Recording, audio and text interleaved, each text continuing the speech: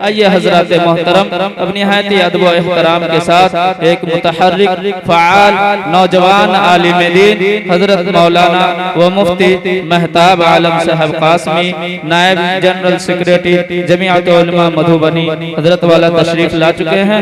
इस वक्त हजरत वाला खिताब फरमाएंगे और आप दिल के कानों से सुने और उस पर अमल करने की कोशिश करें। बिस्मिल्लाहिर्रहमानिर्रहीम। अल्हम्दुलिल्लाह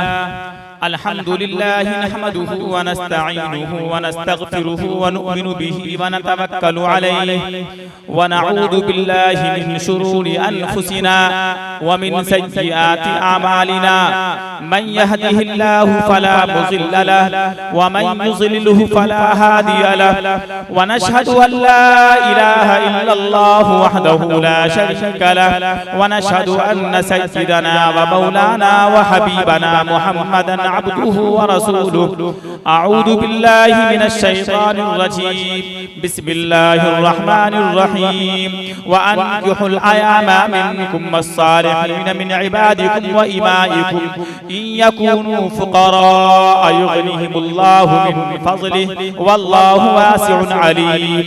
व क़ाल अन्नबिय्यु सल्लल्लाहु अलैहि वसल्लम तुनकहुल मरअतु लिअरबइन लिमालिहा व लिहसबिहा व लिजमालिहा व लिदीनिहा फ़ज़फ़र बिज़ातिद्दीन तरिबत यदाक औ कमा क़ाल अलैहिस्सलातु वस्सलाम। मनफ़अत एक है इस कौम की नुकसान भी एक, मनफ़अत एक है इस कौम की नुकसान भी एक ही सबका नबी दीन भी ईमान भी एक, हरम पाक भी अल्लाह भी कुरान भी एक। कुछ बड़ी बात थी होते जो मुसलमान भी एक, कहीं फिरका बंदी है और कहीं साते हैं, या जमाने में पनपने की यही बातें हैं। स्टेज पर मौजूद उलमाए किराम, शोराए इज़ाम और सामने बैठे हमारे मुअज़्ज़ज़ हज़रात, अस्सलामु अलैकुम व रहमतुल्लाहि व बरकातुहू। मगरिब की नमाज के बाद से लेकर अब तक नज़्म की शक्ल में, नज़्र की शक्ल में, कुरान की तिलावत की शक्ल में आप तक दीन की बातें हमारे उलमाए किराम पहुँचा रहे थे। वक्त बहुत ज़्यादा हो चुका है, मैं मुनासिब नहीं समझता हूँ कि आपके सामने बात करूँ।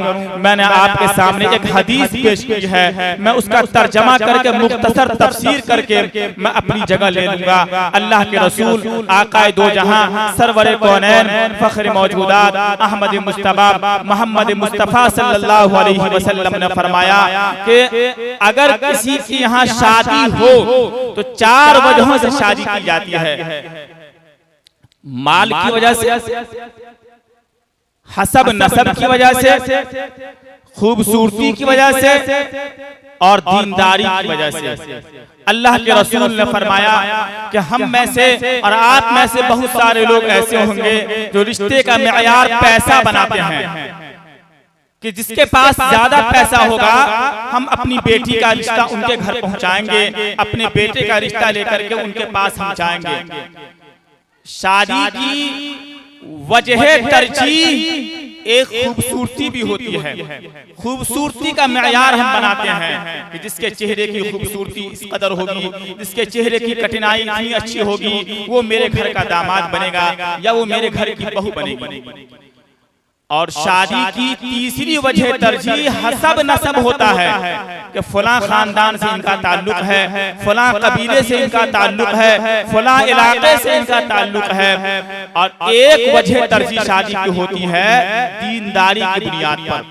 अल्लाह के रसूल सल्लल्लाहु अलैहि वसल्लम ने फरमाया कि ऐ मुसलमानों, शादी 4 वजहों से की जाती है, लेकिन तुम्हारा काम यह है कि तुम दीनदारी का इंतखाब करो, और अगर तुम दीनदारी की बुनियाद पर शादी नहीं करोगे तो तुम बर्बाद हो जाओगे, तुम्हारा दीन खत्म हो जाएगा और तुम इस्लाम से तुम्हारा रिश्ता दूर तक बाकी नहीं रहेगा। मिसाल के तौर पर मैं 2 वाक़या सुनाता हूँ, फिर उसके बाद मैं अपनी बात शुरू करूंगा।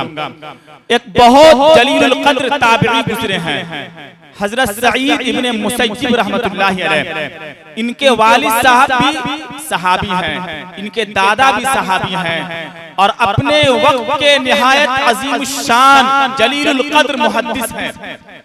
इनके हल्क़े दर्स में 10,000 से ज्यादा तलबा हदीस का दर्स लेने के लिए आते थे।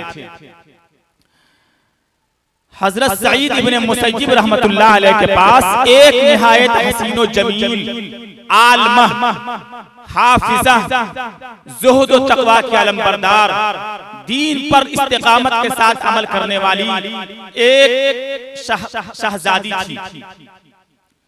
अल्लाह ने हुस्न भी दिया था, कमाल भी दिया था, इल्म भी इंतहा दर्जे का था, तक़वा भी इंतहा दर्जे का था और इनकी इल्म की शोहरत पूरे अतराफ और पूरे इलाके में था। उस जमाने के बादशाह मरवान इब्ने अब्दुल मलिक ने अपने बेटे का पैगाम, उस जमाने का बादशाह, अभी आप अंदाजा कीजिए कि इस मुल्क का प्रधानमंत्री वजीर आजम नरेंद्र मोदी उससे भी ज्यादा पावर के थे, कई मुल्क के बादशाह थे। मरवान इब्ने अब्दुल मलिक उसने अपने शहजादे, जो इनके इंतकाल के बाद बादशाह यही बनता, वली अहद था, उनका रिश्ता लेकर के एक टूटी फूटी झोपड़ी में एक फटी चटाई पर बैठकर एक आम किस्म के मौलवी के घर पहुंचता है और उनके बेटी का रिश्ता अपने शहजादे के लेकर के वहां जाता है। पूरी शान शौकत के साथ हजारों सवारियां हैं, लाओ लश्कर हैं, खादिम हैं और बादशाह अपनी पूरी शान बान के साथ उनके झोपड़ी में पहुंचने की कोशिश करता है।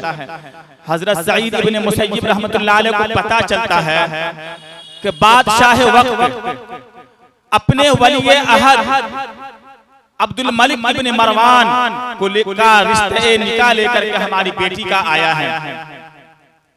इन्होंने एक लम्हा के लिए तवक्कुफ नहीं किया, एक लम्हा के लिए नहीं सोचा, फौरन उसी वक्त रिश्ता देने से इनकार कर दिया। वक्त का बादशाह, वक्त का अजीम सल्तनत के माहिर सियासतदान हजरत मरवान इब्ने अब्दुल मलिक के बेटे का पैगाम हजरत सईद इब्ने मुसय्यिब ने अपनी बेटी के लिए फौरन इनकार कर दिया। उनके सामने यह हदीस मौजूद थी, उनको पता था कि पैसे की बुनियाद पर रिश्ता करेंगे, शोहरत की बुनियाद पर रिश्ता करेंगे, हसब नसब की बुनियाद पर रिश्ता करेंगे, अल्लाह के रसूल की लानत और फटकार है, और दीनदारी की बुनियाद पर करेंगे तो अल्लाह के रसूल की दुआ उनके साथ। कुछ दिन के बाद बादशाह ने इंतकाम लिया और सईद इब्ने मुसय्यिब के बदन पर 100 कोड़े लगवाए, ज़हनी टॉर्चर किया गया, जिस्मानी तकालीफ से दो चार किया गया और तरह तरह के हरबे इख्तियार किए गए, लेकिन उसके बावजूद उस मर्द मुजाहिद के पांव में जुम्बिश नहीं आया। वो अपने अमल से और अपने कौल से रुजू नहीं किया। और कुछ दिन के बाद एक गरीब शागिर्द, एक निहायत ही गरीब तबके से ताल्लुक रखने वाला 3 दिन दरसगाह में ताखीर करके वो पहुंचा। उस्ताद मोहतरम ने पूछा ताखीर की वजह क्या है। उसने कहा हजरत हमारी बीवी का इंतकाल हो गया, लोग पूछने के लिए आ रहे थे, लोग ताज़ियत के लिए आ रहे थे, इसलिए मैं मुनासिब ये समझा कि मैं घर पर ही रहूं। हजरत ने कहा कि क्या तुम शादी करोगे? कहा हमको कौन लड़की देगा, ना हमारे पास मकानात हैं, ना हमारे पास पैसे हैं, ना हमारे चेहरे में वो खूबसूरती के असबाब मौजूद हैं। हजरत सईद इब्ने मुसय्यिब ने अपनी आलिमा हाफिजा जलीलुल कद्र ताबई की बेटी, जो हजरत मरवान इब्ने अब्दुल मलिक के शहजादे के रिश्ते को रद्द करने वाली, उनका पैगाम उसी मजलिस में, उसी दर्स में हजरत ने निकाह पढ़ा दिया। ये थे हमारे अकाबिर, और इन्होंने शादी के ताल्लुक से इतनी फिक्रमंदी और इतना दीन पर अमल किया।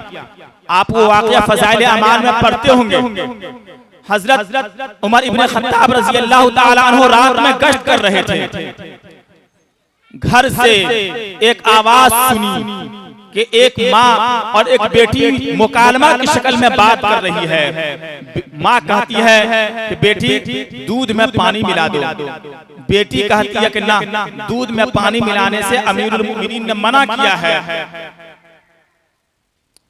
उनकी माँ ने कहा कि अमीरुल मोमिनीन यहाँ नहीं है, वो नहीं देख रहा है, लेकिन उसकी बेटी ने कहा अल्लाह देख रहा है। ये मुकालमा सुनने के बाद हजरत उमर इब्ने खत्ताब रजी अल्लाह ताला अन्हु ने उनके घर पर निशानात लगा दिया।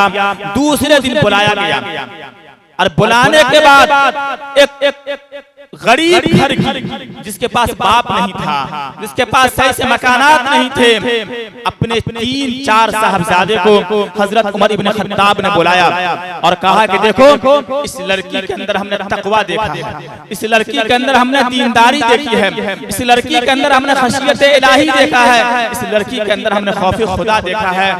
अगर मैं मुनासिब समझता तो मैं इनसे शादी कर लेता, लेकिन मेरी उम्र इजाजत नहीं देती है। अगर तुम चारों बेटा में से जिसको शादी करना है इससे शादी करो। उनके 3 साहबजादे ने कहा कि ऑलरेडी पहले से हमारे पास शादीशुदा हूं मैं, मेरे पास बीवी है। चुनांचे उनका एक बेटा हजरत आसिम बिन खत्ताब ने हामी भर ली और उसी मजलिस में उमर इब्ने खत्ताब ने उनका निकाह कर दिया। क्या नतीजा निकला? नतीजा ये निकला कि हजरत आसिम बिन खत्ताब के घर एक बेटी पैदा हुई और उससे एक लड़का पैदा हुआ जिसको हम और आप सारी दुनिया उमर फारूक सानी कहा जाता है। हजरत उमर इब्ने अब्दुल अजीज रहमतुल्लाहि अलैह, जो हजरत उमर फारूक की दौरे खिलाफत की याद ताज़ा करता है, उनके अदल व इंसाफ को की याद दहानी कराता है। और यकीन जानिए, खिलाफत बनु उमय्या के जुल्म की दास्तान अगर लिखी जाए तो लाखों सफ़हात कम पड़ जाएंगे, लेकिन पौने 200 साल की मुख्तसर हुकूमत में उमर इब्ने अब्दुल अजीज रहमतुल्लाहि अलैह ने जो कारनामा अंजाम दिया है, खिलाफत बनु उमय्या की पूरी दौरे खिलाफत के कारनामे के ऊपर पौने 200 साल की जो मुद्दत है ये हावी रहेगा। ये इतने बड़े औलाद का पैदा होना ये तकवा की बुनियाद पर हुआ। आज हम रोना रोते हैं कि हमारे घर में बच्चा अच्छा पैदा नहीं होता है, हमारे घर में खातून अच्छी नहीं है, जिसके नतीजे में हमारे औलाद 4 साल के 6 साल के ऐसी गाली बोलेंगे, ऐसे गाना गाएंगे, ऐसे एक्टिंग करेंगे। मुझे अफसोस होता है ऐसे स्कूल पर, मुझे हैरत होती है ऐसे स्कूल और कॉलेज सेंटर पर जिसके डायरेक्टर और जिसके जिम्मेदार मुसलमान हैं और 14 साल की लड़की और 16 साल की लड़की से नाच करवाता है और वो उसको फेसबुक पे डालता है, सोशल मीडिया पे डालता है। ऐसे कॉलेज और ऐसे कोचिंग सेंटर और ऐसे स्कूल पे 1000 मरतबा पेशाब करने की जरूरत है जो हमारे बच्चे को एक्टिंग सिखाया जाता है। मैं एक छोटा सा वाक़या सुनाता हूँ और मेरी बात खत्म। हजरत अब्दुल रहमान फर्रुख बहुत बड़े ताबई हैं। हजरत उमर फारूक ने मस्जिद से ऐलान किया कि जिहाद के लिए निकलो, सब तैयारी में चल दिए। हजरत अब्दुल रहमान फर्रुख रहमतुल्लाहि अलैह ने भी जिहाद के लिए अपना नाम का हामी भर लिया और वो अपने घर गए।